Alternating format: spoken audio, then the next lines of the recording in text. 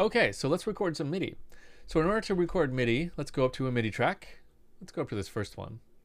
So this in a way is simpler, but there's one tricky thing we need to address. Let's separate in our heads recording and hearing for a minute.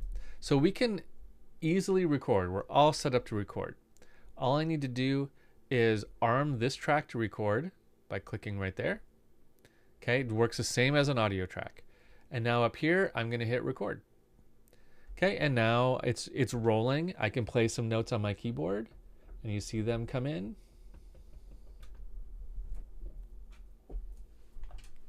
Okay, there they are. Now let's listen to it. Nothing. We're not going to hear any sounds. And the clue to why is right here. You see these dots? Dots means data. Lines means audio. Okay? So this is data. These are just a bunch of numbers. If I double click on this, we can see it here. This is saying play this note, play that note, play this note, play that note. It doesn't sound like anything. Just a bunch of math. So we need to convert this to sound that we can hear. In order to do that, we need to put an instrument on it. We are not going to hear anything until we put an instrument. So let's put some preset here. Sure. I'm just going to drag that preset right on there. Now if I listen to it, it sounds a little bit different.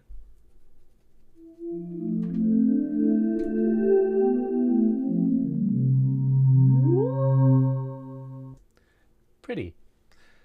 So before I put that instrument on, I couldn't hear anything that I was playing in this track. I was just hitting notes. So if you want to listen to a track, it must have an instrument on it. Otherwise, it's just data, right? You see that as soon as I put this instrument on here, the data dots turned into an audio signal, right? Because there's now an audio signal there, not just data dots. Okay, let's look at this MIDI track. It's got data dots, meaning there's not an instrument on this track. Now, if I wanted to play some notes and listen to this track, I need to first put an instrument on it. Sure. Okay. And now, if I played some notes on my computer, I'm still not going to hear this track because it's not armed. Okay, arming this track means not only does it mean when we record, we're going to record to that track. Arming that track also means that arming this track also tells Live that I want my MIDI keyboard to go to that track, right? Because my MIDI keyboard is technically hooked up to both of these tracks. So it's going to say, what do you want me to play? It's going to play the one that's armed. So now I'm playing this track. If neither of them are armed and I play my keyboard, I get nothing, right? I got to arm one to hear it. So if I want to listen to this track, I do that. If I want to listen to this track, I do that. But that's only for recording.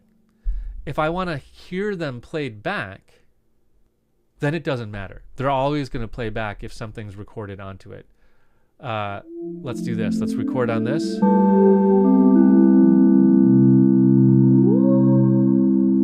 Okay. Now, if I play this back, I'm going to hear both.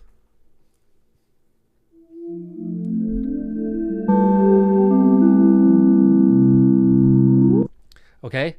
So I don't need to have anything armed to record just to hear back what is on the track, to hear the MIDI clips play. But if I want to play in using a MIDI keyboard and have it play the sounds on that track, I need to arm it to record just to hear it. Okay? Groovy. Let's move on and talk about recording multiple takes.